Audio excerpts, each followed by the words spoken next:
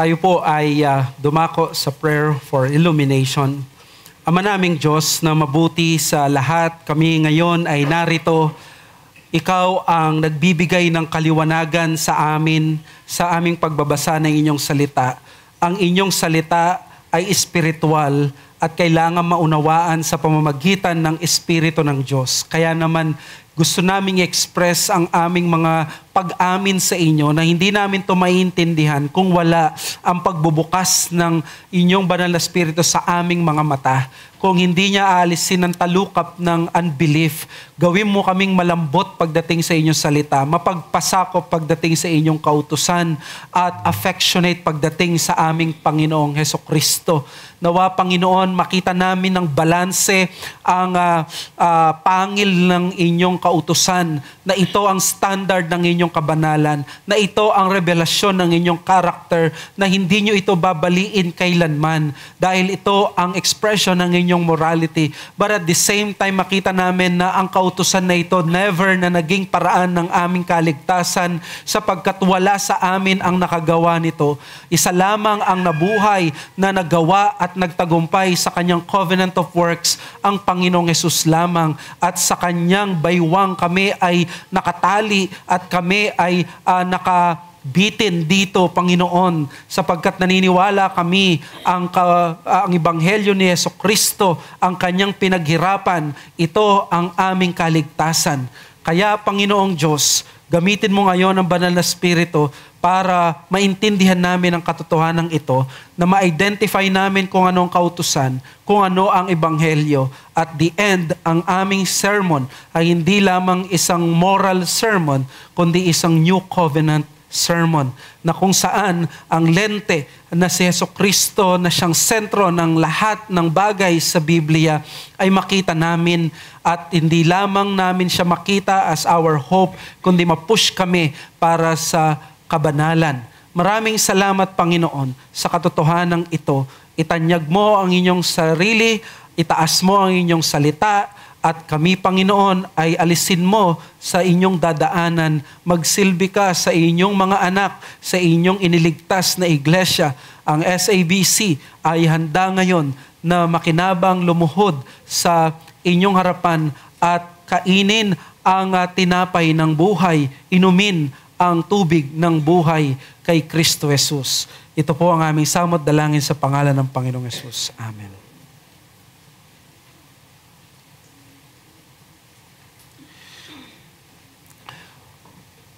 Marahil alam ninyo, sa araw na ito ay nagse-celebrate ng anniversary ang isang malaking relihiyon dito sa ating bansa. It is a local religion na naitayo noong 1914. Ang araw na ito ay actually naging bahagi na ng batas natin na kinikilalang Iglesia ni Cristo Day.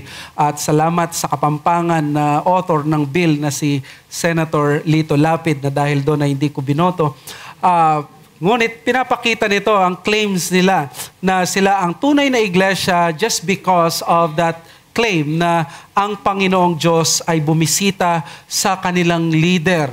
Kung tutuusin ay dito natin makikita ang halaga ng ating pinag-aaralan ngayon. Pagdating sa katotohanan ng isang claim, ay makikita natin sa Biblia dapat dadaan ito sa isang bansa. Dadaan ito sa Jerusalem. Dadaan ito sa Israel.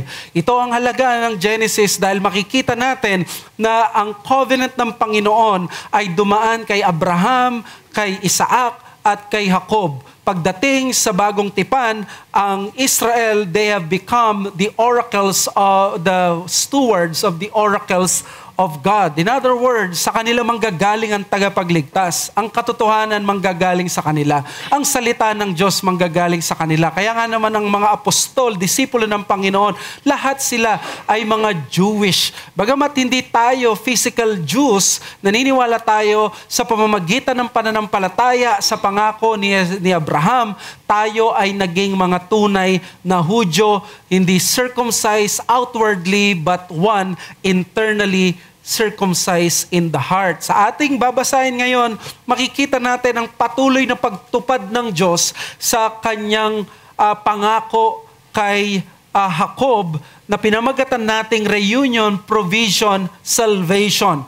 Dito sa mahalagang reunion ng mag-ama ay makikita din natin ang kanilang pagpo-provide ng Diyos sa kanila at ang pagliligtas ng Panginoon sa kanila. Basahin ko sa inyo ang salita ng mga Kristiyano o ang salita ng Diyos.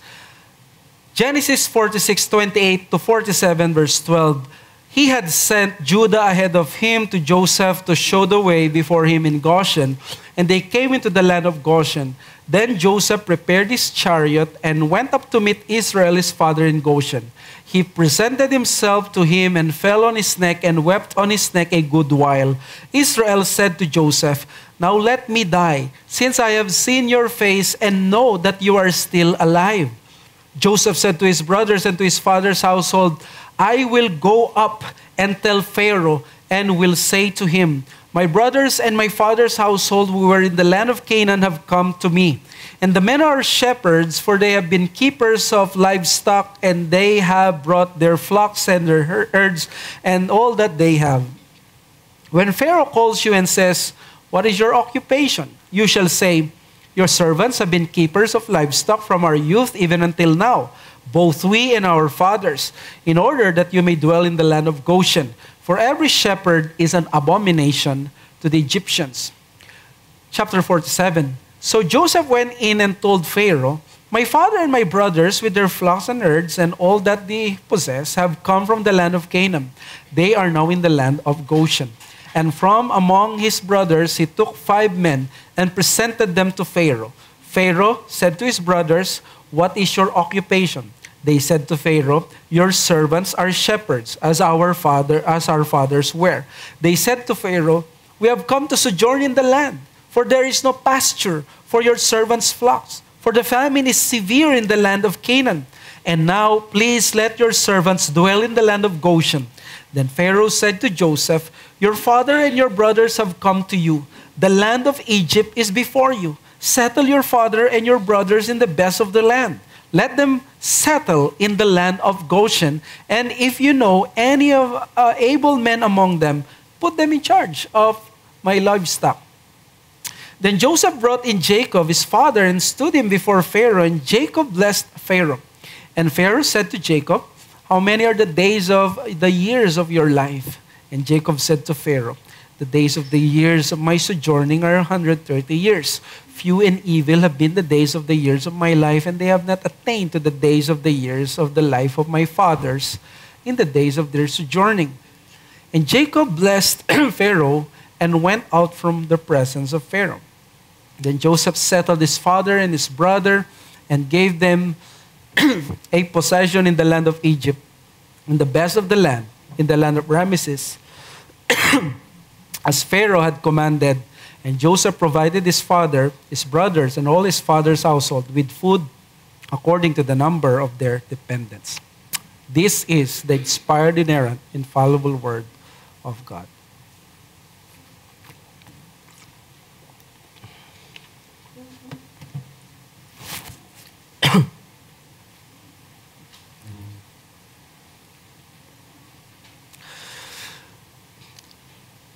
Since Genesis 42, ina-anticipate na ang reunion ng mag-ama si Joseph at si Jacob. Pero ang passage na ito, hindi lamang reunion ng mag-ama, kundi yung presentation ng pamilya ni Jacob kay Faraon. At ganun din yung pag-bless ni Jacob kay Pharaoh.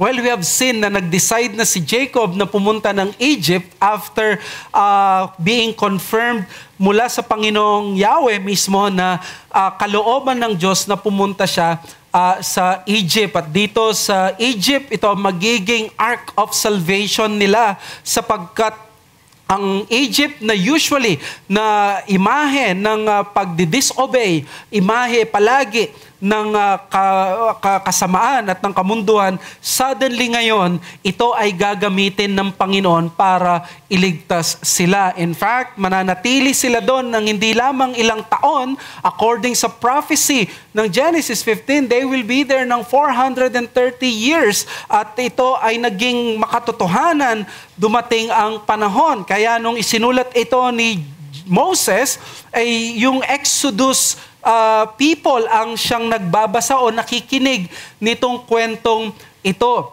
At si Jacob, after deciding na makikita niya itong si Joseph, ay minabuti nila na paunahin sila Judah, at doon sa pag-uuna nila Judah ay maipiprepare ng lahat, didiretso na sila sa Goshen. Nandun na rin ang invitation ni Pharaoh. Kung maalala ninyo, nagpadala pa ng malaking contingency si Pharaoh, nagdala pa ng wagons doon, to the point na kahit hindi maniniwala si Jacob sa kanyang mga anak, maniniwala siya doon sa dala na details or ng convoy ng mga kapatid ni Joseph. May isang commentator na nagsabi kung paano makikita mong latest technology ng Amerika ngayon na mga fighter jets, jumbo jets or B-2 Spirit, ganito ang makikita mo at equivalent na pinadala ni Pharaoh sa kanila. Kaya na-overwhelm si Jacob at dito na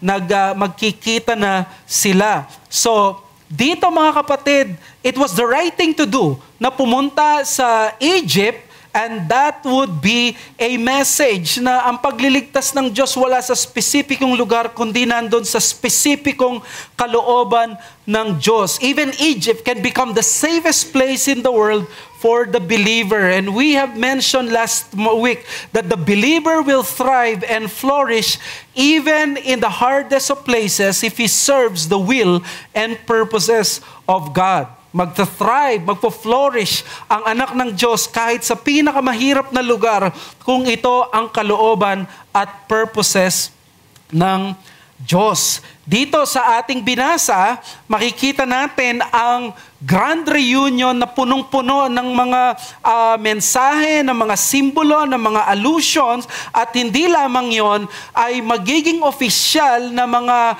nakatira na sa Goshen itong mga Jewish or ng mga Hebrew people na ito.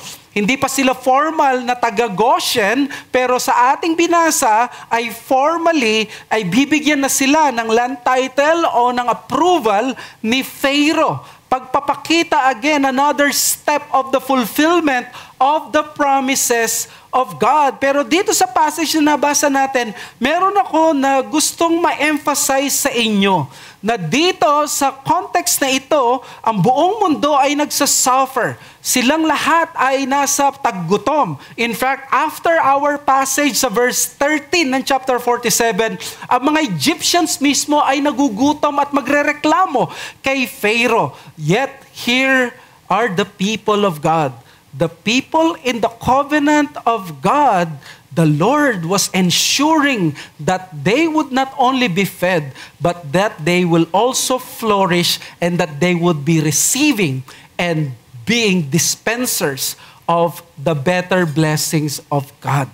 Makikita natin, ang Egypt is a place of riches. It's a place of power. Yet, ang blessing na binigay ng Diyos kay Jacob, ang ibinigay na blessing ng Diyos sa mga kapatid ni Joseph, at yung pagdidispense ng blessing ni Jacob kay Pharaoh na powerful man, this speaks that the blessings of the people of God under the covenant of God are far greater and better blessings than these people na nakareceive sa Egypt. The Egyptians were doing fine. They were being fed. Yet, in the land of Goshen, ibibigay ng Diyos sa kanila para sila ay mas lalo mag-flourish. And dito papasok ang message na gusto kong i-emphasize.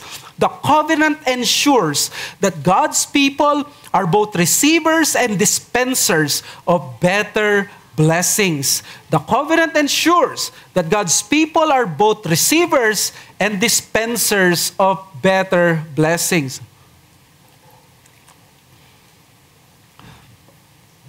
Yan ang tipan ng Diyos. Pinakita niya na itong mga katulad ni Jacob, dahil siya ay nasa ilalim ng tipan ng Diyos, hindi niya hayaang mamatay siya sa Kanaan at mawawala ang kanilang mga angkan at mawawalang bisa ang pangako ng Diyos. Niloob ng Diyos na mapunta siya sa pinaka-best na place, na country, kung ngayon ay Amerika ito, siguro, or mga European countries. Dito makikita natin ang Egypt. But not only in Egypt, but also, doon sa Goshen, a perfect, secluded, isolated, yet flourishing, perfect place para sa mga shepherds. Makikita natin na ine-ensure ng Diyos that they will continue to receive not only blessings, but the better blessings. Pagdating doon sa harapan, si Jacob, pwede naman siyang mamatay, na hindi na makita yung kanyang anak, pero pinaranas ng Diyos na makita niya si Joseph. At nung nakita niya si Joseph, ano ang napansin niya?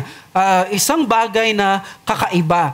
So dito mga kapatid, nawabuksan ng Diyos ang ating isipan na lalo na ngayong nasa New Covenant tayo, ang mga pagpapala ng Diyos, hindi lamang sila natatanggap natin, but these are the best and of the best of blessings na pinapasaboy ng Panginoon. At nawa, mag-respond din tayo that we should be willing to dispense these blessings to others. Now, of course, let us ask our passage, what are the better blessings that God's covenant people receive according to the passage? There are three.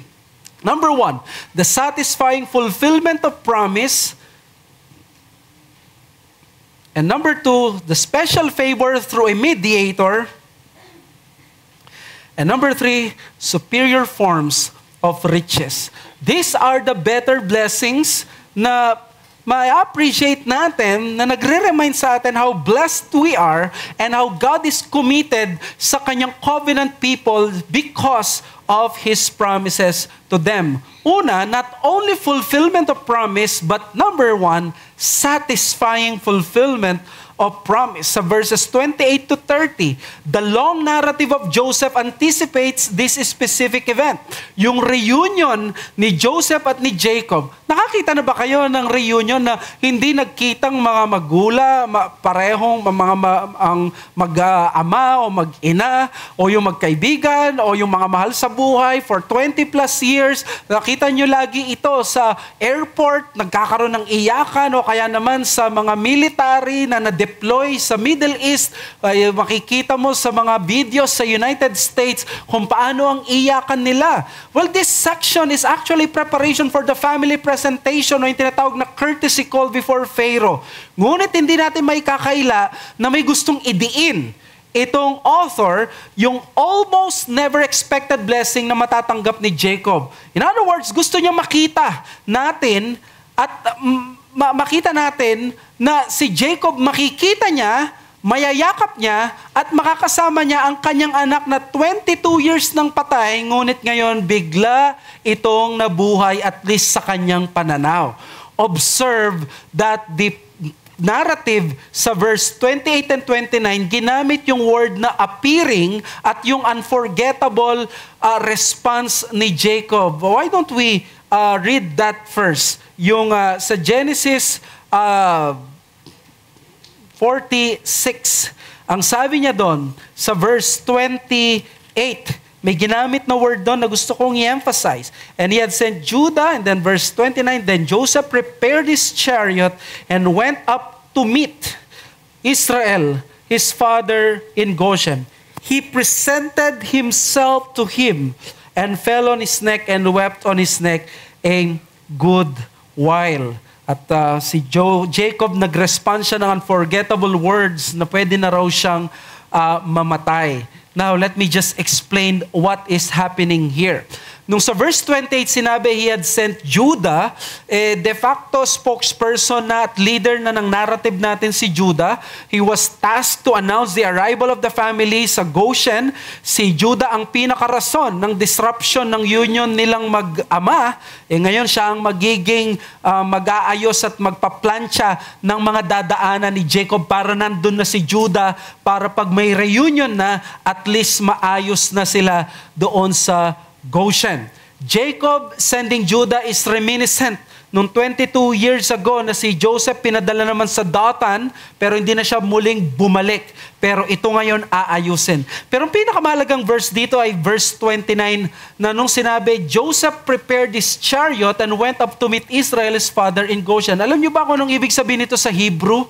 Ang Hebrew expression na Joseph prepared his chariot is actually something very unusual. Ang ibig sabihin nito sa English is Joseph hitched his horses. This is significant because usually the servants are the ones preparing or hitching his horses. Hindi nyo makikita na ang isang dignitary, for example, si President BBM, siya ang mag-aayos at magpapakarwash. Siya ang mag-aayos ng kanyang sasakyan at siya marahil ang magmamaneo, kaya naman magbubukas ng pinto. Wala kang makikitang ganito. It would be disrespect. But this what happened na si Joseph mismo, hindi na siguro makontain ang sarili niya. Siya mismo ay napuno ng excitement or even nataranta na siguro siya mismo na siya na ang nag-ayos ng kanyang sasakyan. The impression is that Joseph arrived in style and grandeur befitting the royal viceroy of Egypt. Most likely maraming mga servants at soldiers na nandoon kasama because this is a dignitary. Ito yung second most powerful person on earth. And Jacob could not believe his eyes. Nung nakita niya ang kanyang anak, nakita niya ang retinue, yung convoy na nandoon, yung security detail, ang lahat ng glorious and pompous act na yon. And then, ang mahalagang word dito sa verse 29 is the word presented. Alam niyo ba yung word na presented? Sabi dito, Joseph presented himself to his father and fell on his neck and wept on his neck a good while. The phrase he presented himself is always used in the patriarchal narrative na ginagamit lang ito para sa Diyos.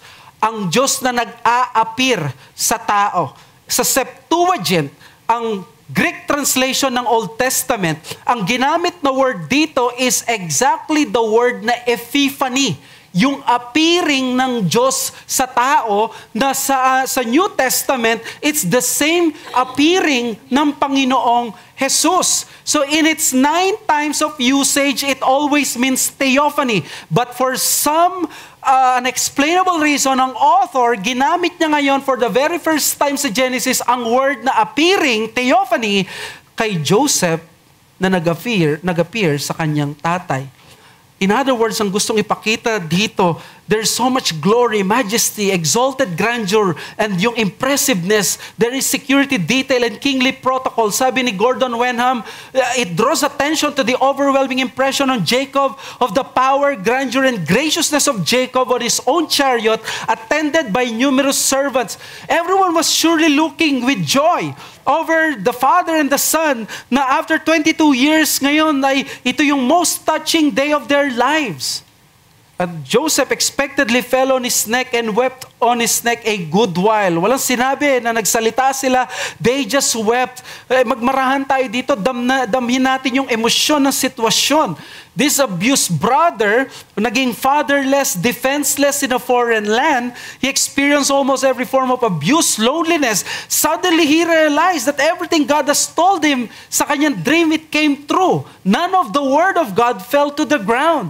Lahat ay nangyari ayon sa gusto ng Diyos. At itong si Jacob, na dapat tanggap na niya na mamamatay siya nang wala ang kanyang anak, pero bigla ngayon, hawak niya, kitang-kita niya sa kanyang mata ang kanyang anak. Ano sabi ni Israel sa verse 30? Now let me die since I have seen your face and know that you are still alive. Virtually all the words of Jacob after Joseph was taken away from him were about death. Napaka-gloomy magsalita. Negative ang mga pananalita ni Jacob prior to this. Pag nabasa mo ang section na nagsasalita lagi doon sa narrative ni Joseph, nung nawala si Joseph, puro negative ang maririnig mo kay Jacob. Pero this time, sabi niya, positive. Ready na siya na mamatay. Alam nyo, parang sinasabi niya dito is, there's nothing I could ask for. Ito na yung pinakahinintay ko. Ito yung pinakamahalagang araw ng buhay ko. This is the most important prayer na sinagot ng Diyos at pinapakita muli ng Diyos na yung mga pangako niya ay tinutupad niya. Sabi ni Kenneth Matthews, any parent who has lost a child by abduction lives with an open wound. Not knowing a child's fate makes the trial sorrow unspeakable. The possibility of seeing Joseph again was the chief reason that Jacob had lived. And likewise, Joseph had worried that Jacob might not still be alive. Di ba pag may mga nakikidnap daw ng mga bata, maraming mga magulang, hindi nila kaya pang mamatay, hindi sila magiging prepared mamatay. It is because they're holding on to that fact, nasaan ang anak nila. Hanggat hindi nila makikita yung anak nila, they would not want na mamamatay, lalaban sila. And probably ito yung emotions at pananaw nitong si Jacob. Now, let me give you a summary what happened dito sa section na ito. This section shows the undeserved blessing God has given to Jacob. Ang covenant heir ay si Jacob. Imbes na mamatay siyang gutom sa Kanaan at hindi masilayan si Joseph, anong ginawa ng Diyos? Ipinagkaloob ng Diyos ito. Bakit? Because of God's promises. Gusto ng Diyos patikimin si Jacob, hindi lamang ng paniniwala na, Jacob, maniwala ka na lang sa sinasabi ko. Gusto ni Yahweh maramdaman, mahawakan kahit papaano ng konti yung satisfying fulfillment ng kanyang promises, yung kakapiraso na tangible, na patunay, na susundin or tutuparin ng Panginoon ang lahat ng kanyang pangako. Later on, si Joseph ang siyang living embodiment ng lahat ng mga pangako ng Diyos na yon. No wonder ang ginamit na salita ay appearing. It's as if God appeared to him at pinapakita na lahat ngayon ng mga pangako niya ay makikita at mapupunta sa katuparan. Joseph, seeing him in the flesh, holding him sa kanyang balat, it would be a powerful demonstration na tutuparin ng Diyos ang lahat ng mga pangako niya. Mismong anak nga niya na patay for 22 years, ngayon ay buhay. Nakita niya, nahawakan niya, naamoy niya, nayakap niya. The reunion of Jacob and Joseph is God's reminder that God's promises will prevail no matter what. Ito yung patunay ng kakarampot na pangako. Totoo at nahawakan ng mga katuparan ng mga pangako ng Diyos. Hindi lamang ito mga drawing. Ang tanong dapat natin, ano pang hindi magagawa ng Diyos kung ganito pala siya kumilos, na hindi ka lang niya gustong maniwala sa mga abstract na mga pangako niya, pinapahawak niya minsan hindi man yung lahat ng mga pangako niya na tinupad niya ngayon, pero kahit papaano mararamdaman mo, mararanasan mo yung kakarampot na yun para mas lalo kang ma-encourage na magpatuloy. This is what I call not just fulfillment of promises, but satisfying fulfillment of promises. And that is the point here. God satisfies our longing hearts, not simply with abstract promises, but with concrete and tangible realities. Joseph embodies that concrete and tangible realities that the promises of God will be fulfilled. Ang nakita niya ay kakarampot lang. Siyempre, i-clarify ko lang, for sure, Christianity is born and will die in propositional truths. Christianity is the religion of the Word. Because in the beginning was the Word, and the Word was with God, and the Word was God. In other words, God revealed Himself with and through the divine Logos. We know God truly because of His Word, sa Kanyang salita. But God did not simply stop with words. His Word created everything, including us, this material being, our souls, the church, His people, He created by His Word. Therefore, hindi nananatiling hanggang salita lamang ang Diyos. Ang Kanyang salita ay nagbunga ng lahat ng bagay. God said, "Let there be light."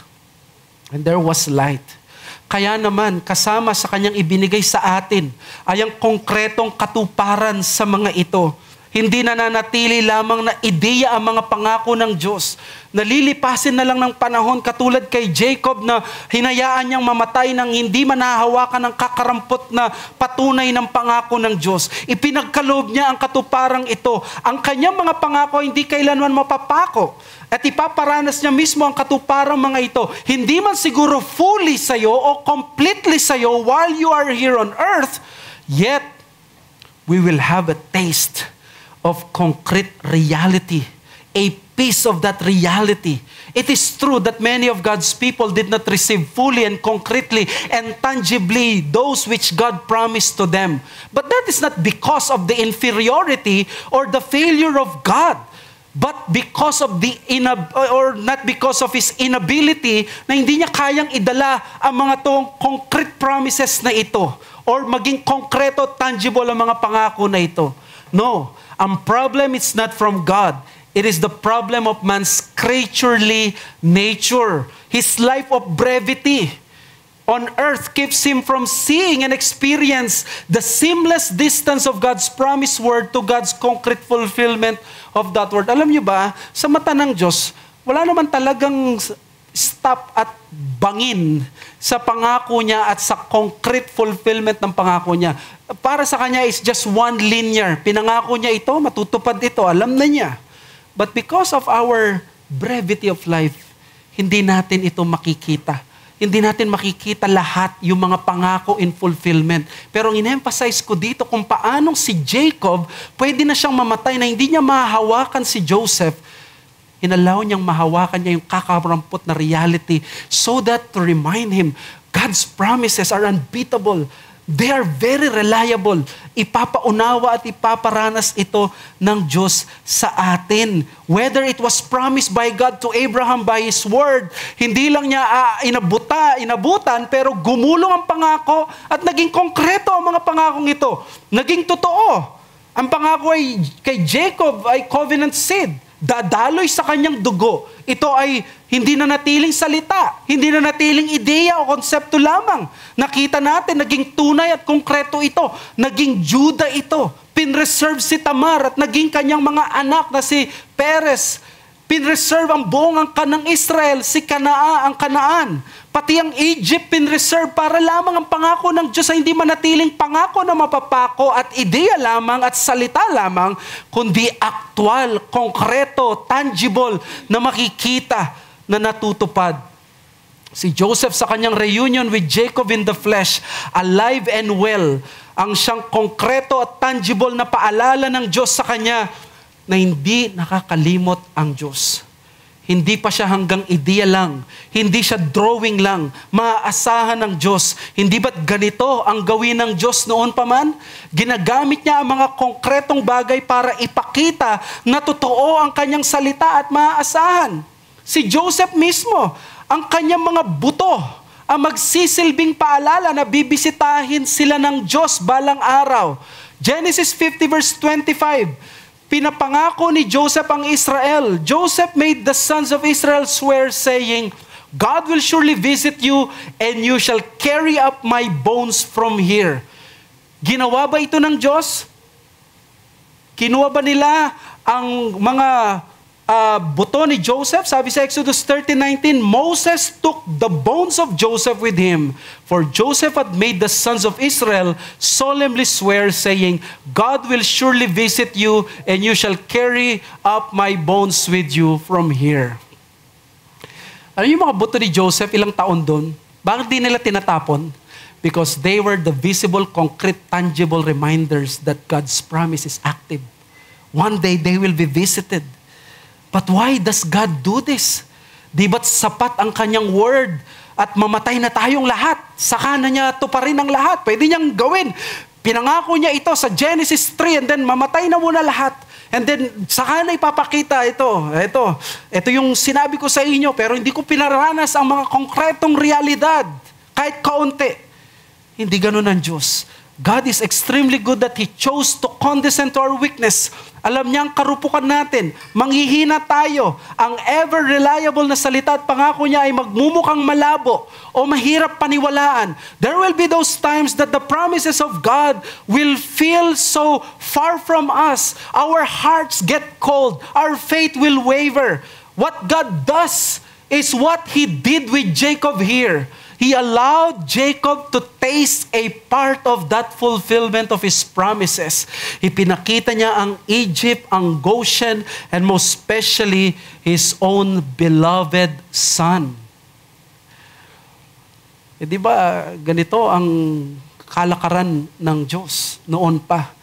Lagi niyang ginagamit ang mga konkreto, tangible na bagay para i-encourage ang pananampalataya ng mga iba. Even sa Genesis 3, the tree of life, the tree of knowledge of good and evil were the tangible and concrete representations of the promises of God that if you eat this, ganito mangyayari. May physical at may concrete na mangyayari. And God was always doing this all throughout the scriptures. Let me ask you, what is the farthest man-made object from earth today? Yung ginawa ng tao, pinakamalayo sa Earth? Well, the answer is the Voyager 1. This is the spacecraft launched in 1977 na walang humpay mula noong 1977 mag-travel lang palayo sa Earth. The intention is only magkalap ng information. Sumikat ito dahil sa November 15 anniversary natin, 15th anniversary sa 2026, magiging 29.5 billion kilometers na ang Voyager from Earth. That means ang 29.5 billion kilometers from Earth is equivalent to that one light day distance. Di ba alam natin, light years? Ang travel ng light, isang araw, 24 hours, is 29 billion 0.5 kilometers. That is the farthest object, man-made object na makikita natin nag-e-exist ngayon next year, na kapag nag-send ng message ang NASA mula sa Earth, aabutin muna ng isang araw sa pagta-travel ng light bago ma-receive ng Voyager and ganun din pabalik. Pero alam nyo bakit ginawang Voyager 1? One reason is that ginawang Voyager 1 para maghanap ng life and civilization outside the Earth. Well, this is the bad news. Kahit ilang taon pa abutin nito at mamatay tayo, the mission of finding life outside Earth will be a failure because there is none except God. Kaya dito naisip ko, salamat sa Diyos, ang pananampalataya natin is not like the mission of Voyager. That even after almost 50 years, wala pa ding buhay na nadedetect. Walang assurance na may mararating. God in His good attributes along the way of our journey of faith, hindi niya kailangang ibigay ang mga down payment, ang mga concrete at tangible expressions of His promises, pero pinaparanas niya, pinapahawak niya sa atin, partly fulfilling His word nang sa gayon makapagpatuloy tayo via the progressive revelation. But Joseph's appearing is simply the concrete appearing of Jacob's son. Probably Viceroy lang ang nakita. This is a total and unbelievable miracle that strengthened his faith. But God did more to strengthen Jacob's faith. And that is to enact yung appearing, the word theophany sa New Covenant.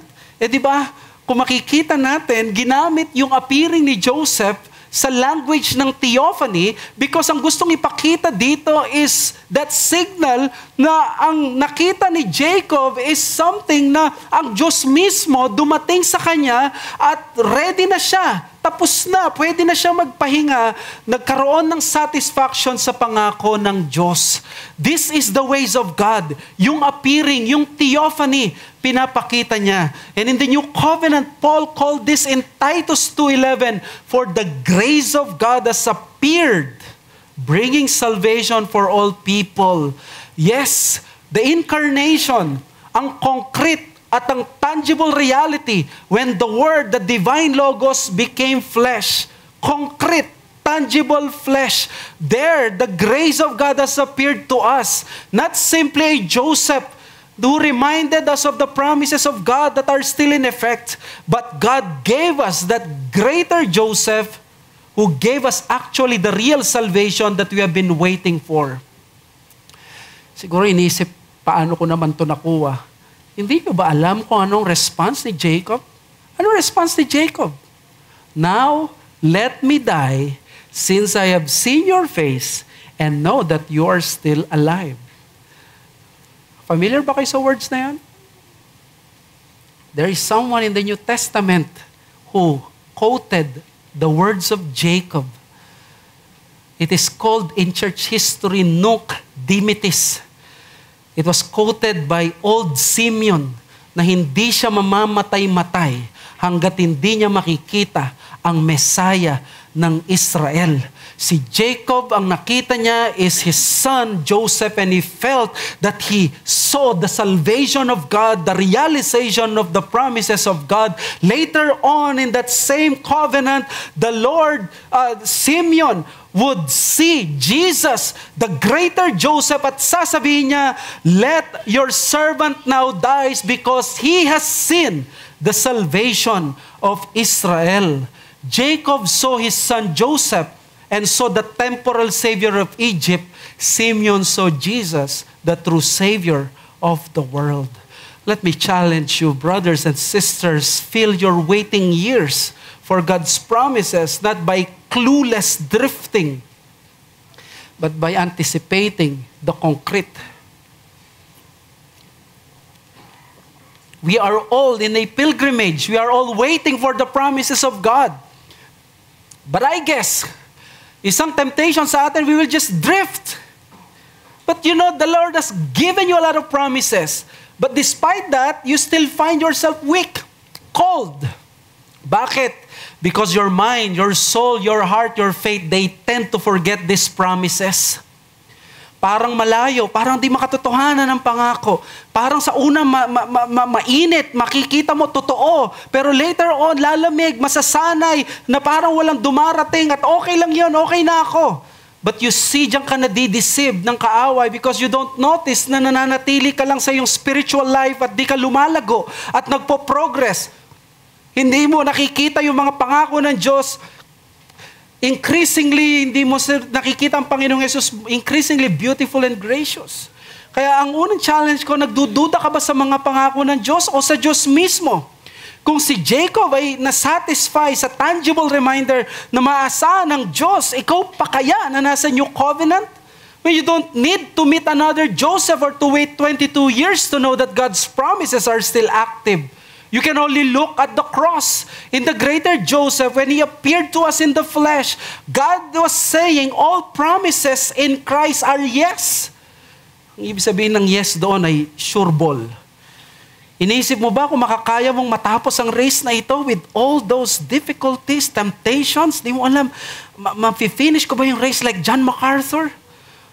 Well, that man on the middle cross finished his race through his perfect obedience, enduring the cross, despising the shame, and sat down at the right hand of God. Iniisip mo bang pinatawad ka talaga ng Diyos sa iyong kasalanan? Siguro sasagot natin, oo naman. Pero what if ang kasalanan mo paulit-ulit? Let's say daily, let's say hourly, let's say weekly. Nakakaya, di ba? Paano ka lalapit sa Diyos at paano makiklaim, Lord, pinatawad mo ba ako? Nagkasala ako kanina, kahapon, paulit-ulit na lang to, walang tigil, umiikot na lamang. But that is why God designed the Lord's Day to become paulit-ulit. But that is why God designed the Lord's Day, iikot-ikot lang. Para magtipon-tipon ka kasama ng mga ibang taong ganyan din ang problema. Pakikinggan ninyo ang ebanghelyo na ang inyong kasalanan ay sinalo na ni Kristo. Ang kanyang perfect righteousness ay nasa inyo ngayon.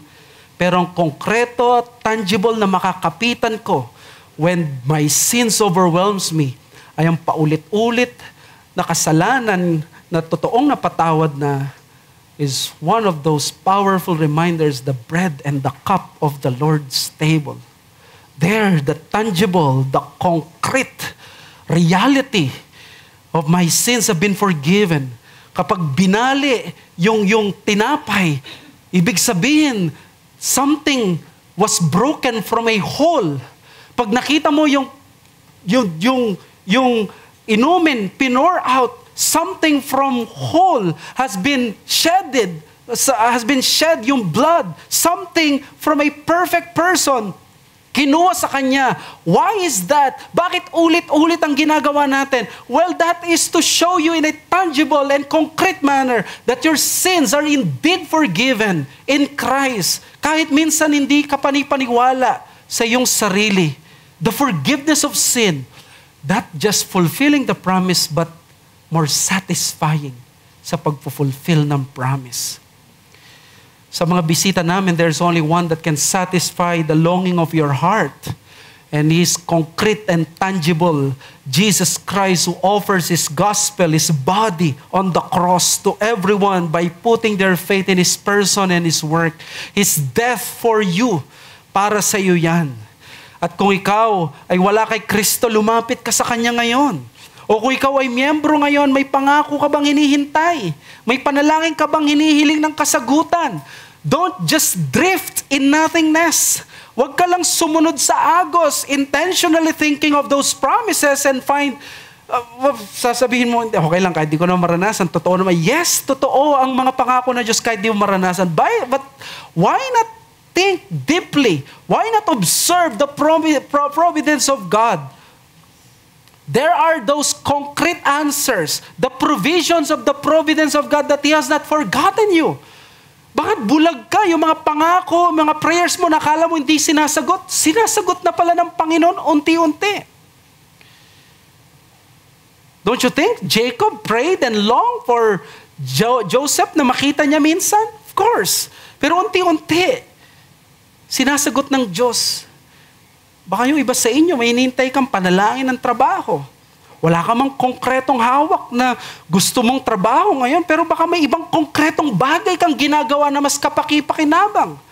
May konkreto kang hinahawakan ngayon, marahil ministeryo sa iglesia, magulang na inaalagaan, o tangible na katawan ng iyong anak na hawakan, na alagaan because of your availability to them. That is the tangible reminder that God has not forgotten you. Baka ang iba sa inyo, nagsasabi, kailan ko kaya mararanasan ang konkretong pagpapala mula sa Diyos? Yung konkretong may makakasama ako habang buhay, yung literal na taong may makakatabi ako, mayayakap ko gabi-gabi sa pagtulog. At magkukwentuhan kami ng lahat-lahat since grade 5 siya. Well, don't just wait by drifting. Wait by looking around. At may concrete and tangible reminder ang Diyos. He has not left you in utter loneliness. You didn't know God granted you your needs. He has given you tangible love. Probably through a parent's hand. Through a friend's embrace. Through a pastor or a brother's care. These are the tangible, concrete ways that we experience the love of God that would be completed sa darating na panahon, because this church is a down payment of what would be revealed later on. Mga bata, the gospel is given to us in concrete person so that you don't have to trust an idea or a vague concept. You can trust a person, not your imperfect parents, but the perfect Jesus who forgives sinful kids. Di ba kayo masaya? Hindi lang siya pag-concept nahihirapan ng bata, pero pag nakita mo si Jesus na buhay perfectly, naintindihan mo mas malalo ang gospel. Mas nakikita mo. And if you're a Christian here, holding on to a promise and finding lasting joy would be difficult. That is why you need more of you than yourself. Mas kailangan mo ang biyaya ng Diyos. Mas kailangan mo ang salita ng Diyos. Always rely sa gospel ng Panginoon. Doon sa gospel nakikita niya, no matter how you messed up, the Lord continues to provide the grace that you need. Sino mang meron ng gospel ay magpupursigi. Nung nadi-discourage ang nanay na Kristiyano na si Monica, yung aking anak, imbes na naliligtas, ay immoral, kaanak pa sa labas itong si Augustine. Pero encouragement ng kanyang bishop o ng kanyang kaibigan, di mo alam kung sino doon. Sabi niya, a son of many prayers cannot be lost. Of course, there is no assurance and promise na kapag pinagpipray mo ang anak mo, hindi sila tuyak na maliligtas. But that is a concrete example that God has not forgotten you. Your utter loneliness, yung sakit mo na walang nakakaalam, na tinatago mo. The Lord is providing you concrete fulfillment of that promises paunti-unti of His blessings. Now, secondly, the special favor through a mediator. Mula sa verses 31 hanggang sa verse 6, makikita mo yung skill ni Joseph as a wise believer and a mature statesman. Joseph presented his family to Pharaoh and successfully convinced him to allow them to have Goshen as their permanent residence in Egypt. Makikita mo dito the politician Joseph. Ang galing niya, kabisado niya si Pharaoh. Alam niya kung paano kausapin si Pharaoh. Sa tagal na ni Joseph as the second official, highest official in the land, na master na niya paano i-deal with si Pharaoh, kung paano siya maging mabuting counselor, diplomat, through the diplomatic way. So yung willing and dealing, the perfect timing when to say and when to be quiet, yung healthy subtlety na sabi ni R. Kent Hughes, he remains proof that shrewdness is not alien to holiness. His strategy was truly a masterpiece of court diplomacy. Observe mo dito na yung lahat ng blessings na matatanggap ng Israel dadaan through the mediator Joseph. Dadaan lahat sa kanya. Walang pinaghirapan dito ang mga kapatid niya at ang kanyang tatay. Sa verse 31, Joseph said to his brothers and father's household, sinabi niya, pinrepare niya muna sila. Parang sinabi niya, kailangan may protocol. Tuturuan niyo muna, syempre, royal court ito. Hindi niyo pwedeng i-offend yung host country. This is the diplomacy 101. Si Joseph that he gives his brothers. And then, sinabi niya, pag pinresent kayo doon, huwag niyo sasabihin yung ganito. Sasabihin niyo na kayo ay keepers of the livestock. Very strategic kasi he needs to convey to Joseph na itong mga kapatid kong to, hindi ito magiging pasanin sa'yo, Pharaoh, ha? Hindi ito sa maging economic liability at burden. Kasi meron silang mga hayop, meron silang kabuhayan. Huwag kang mag-alala din, hindi sila mag-exercise ng nepotism kasi kita mo, nandun lang sila sa Goshen, hindi sila magiging katulad assistant ko. Mga shepherd, mga livestock ang asikaso. Mag-agriculture sila, mamumundok sila. So, sabi sa verses 33 to 34, pag sinabi daw ni Pharaoh, what is your occupation? Wag niyo sasabihin na shepherds kayo, abomination kasi sa Egypt yon. Pero tingnan nyo, minention yung Goshen. Strategic bullet ito. Kasi by mentioning Goshen, sinasabi niya parang subconsciously, nasa Goshen na sila, paalisin mo pa ba? Gusto na nila sa Goshen. Bakit? Mapuprotektahan both parties. Ang Israel, mapuprotektahan na hindi sila makokontaminate sa Egypt kung pupunta sila sa Cairo, o ang mga Egyptians, hindi sila matitreaten kung lalaki sila at magiging isang malaking grupo. So, doon sa, sabihin natin, resettlement area, or sabihin na natin, iwahig, penal colonies, I'm sorry, kung ano mang, hindi ganon, pero doon sa lugar na yon, they would prosper. And then sa verse 1, pumunta na actually si Joseph at doon nga, ginawa ito, he was protective of the welfare of Pharaoh and his family. At alam niyo, sinama lang niya hindi lahat. Matalino itong si Joseph, no? 5 lang. Siguro pinili niya dito yung mga hindi madaldal, hindi marunong, yung hindi masyado mapagpahamak. Magaling siya, no? Ewan ko kung paano niya idinahilan na maiwan na lang yung mga iba. Pero sinabi niya, Pharaoh said to his brothers, what is your occupation? And they said to Pharaoh, your servants are shepherds. So I could only imagine si Joseph gumaganon. You have one job to do. You have one job, sasabihin nyo, hindi shepherds, livestock. Pero you would understand them. Nandun sila sa White House. They were, di ba, kahit nga yung presidente natin, biglang nahirapang magsalita nung nandun siya, kaharap yung most powerful man on earth. So probably nawala sila na mental block, hindi sila gusto kumain ng mani bago on the way, na kalimutan nila. Maraming mga reasons, pero buti na lang si Pharaoh. Makikita natin dito, no? Bakit in-include dito? Para ipakita na kahit nagkamali at may blunder sila, di pa rin hinayaan ng Diyos na kunin sa kanila ang Goshen. Pwede sabihin ni Pharaoh, Shepherds pala kayo. Lumayas kayo dito. Magkaroon lang kayo ng 30-day free visa stay. And then you leave. Pero tingnan nyo, they got a blunder, yet ang sabi ni Pharaoh, okay, you stay. I will give you even the best of the land. And now, what happened was that, you see, yung Goshen, ibinigay sa kanila. At, oh no. It was a foolish way of conversing with Pharaoh, pero suggestive ang ginawa nila. So, sabi niya sa verse 5, your father and your brothers came to me. Ayun, settle them. The best of the land of Goshen, for sure. Joseph held his breath in that moment. Pero faithful ang Diyos, hindi niya inayaan yun. Nagkamali sila, pero para ipakita ang Panginoon ang umahawak dito. Tingnan niyo pa, may bonus pa si Pharaoh sa verse 6. Sabi niya, put them in charge of my livestock. Meron ba sa kanila malalakas ang katawan?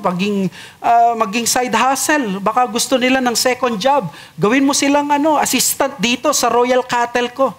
Blessing ang kamay ng Panginoon. But summary, the special favors Jacob and his children received is not a free lunch for immigrants, Democrats.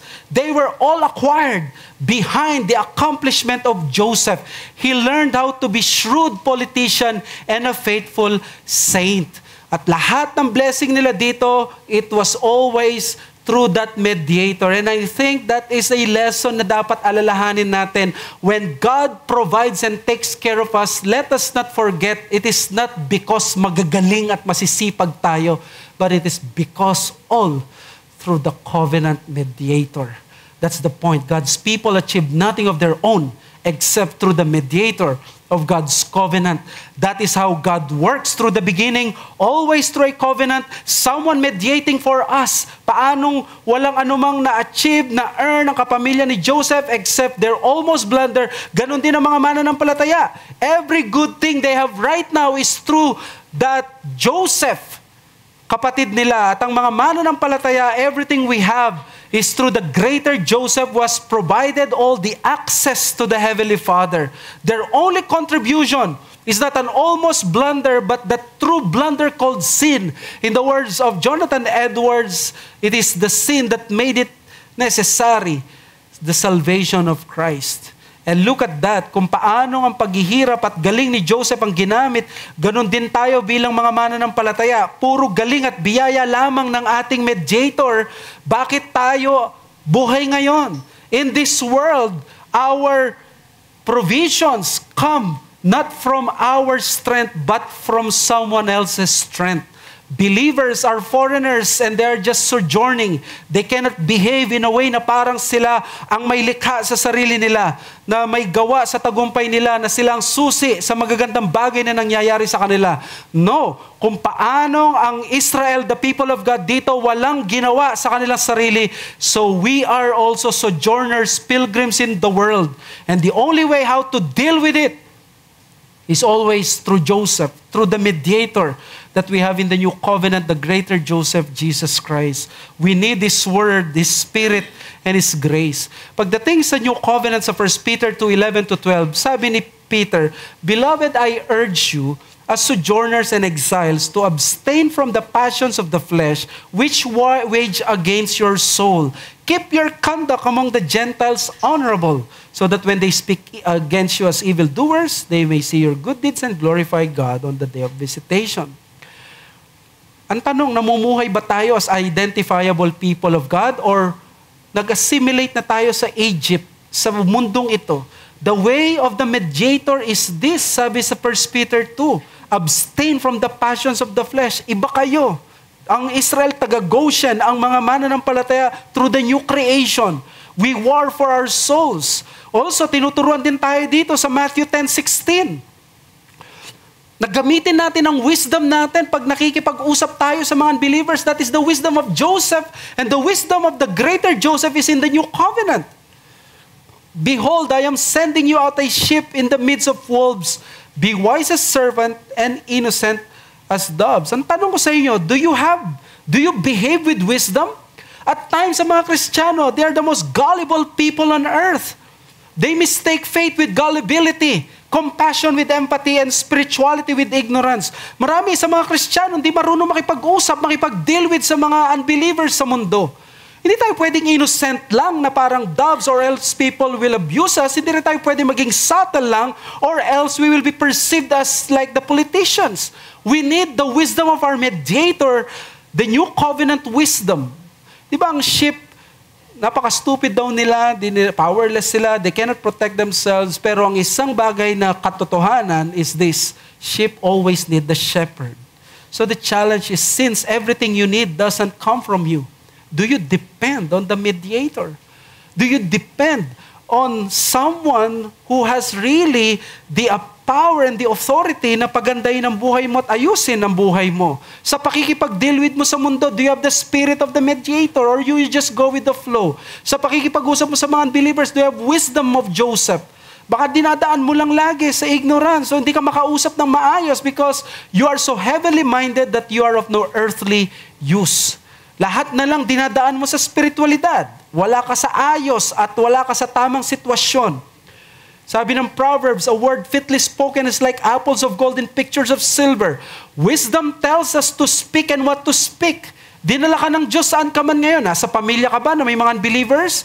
Nasa work ka ba na may unbelievers? Nasa barkada ka ba na may unbelievers? God has given you the task. Use your wisdom. How to deal with them. Na maging blessing ka instead of being a difficult person to deal with. Baka isa ka sa mga Kristiyano na ikaw pa ang mahirap pakisamahan. Na hindi dahil banal ka, kundi wala ka sa hulog bilang Kristiyano. Wala kang grace sa buhay, wala kang asin. Di ka nag-i-invest paano mo tratuhin ang ibang tao na may respeto. Ang mga ka-workmates mo, ang tingin mo maral sa kanila, mga kampon lang ni Satanas ang mga yan. Di ko kailangan paglaanan ng ganitong emosyon, oras, panahon. Baka nagkukulangan ka ng pagmamahal sa kapamilya mong unbelievers. So kaya naman baka nakukulangan ka ng holy wisdom, hinahayaan mo lang silang i-influence ka dahil tinuturo nilang mag-isip ka na masama. Just because Savior mo si Jesus ay maging wala ka ng pakialam. You need to live and act with wisdom. Kung ang boss mo unbeliever, kung workmates mo unbeliever, hindi mo pwedeng sabihin, unbeliever kasi to. It's not always the will of God to say that. Matuto ka makipamuhay sa kanila kung paano si Joseph na natili siyang faithful saint and at the same time shrewd when it comes to Pharaoh without sinning. Mahirap, tama. Which tells us we need the gospel of the mediator. There we reminded ourselves how much we need this wisdom. How much na hindi ako magre-realize sa sarili ko na ako ay makasalanan, na ako at times foolish, without any idea, napaka-stupid.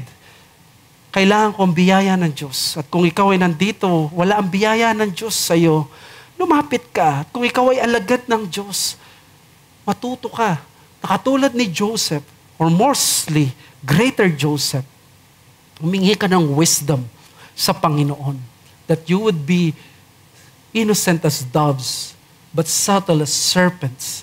Applyan mo ng wisdom. Make an impact. Because the last point, which is we will skip, is the ability of the believer na imbes na si Pharaoh mag-bless kay Jacob, si Jacob ang nag-bless kay Pharaoh. Siya nag-dispense ng blessing. What a blessed thing to be under the new covenant of Christ. Let us fulfill our role of receiving and dispensing the blessings of God, because this is a blessed task we need to actively embrace. Let us pray. Father, we thank you sa na-receive namin today, that you have fed us with your word. We pray na naintindihan namin ito, and that this passage, as the commentators in unison say, they all speak about the Lord Jesus Christ. They speak the same and common experience of believers, that being blessed only because of the mediator. Thank you so much. We ask these things in Jesus' name. Amen.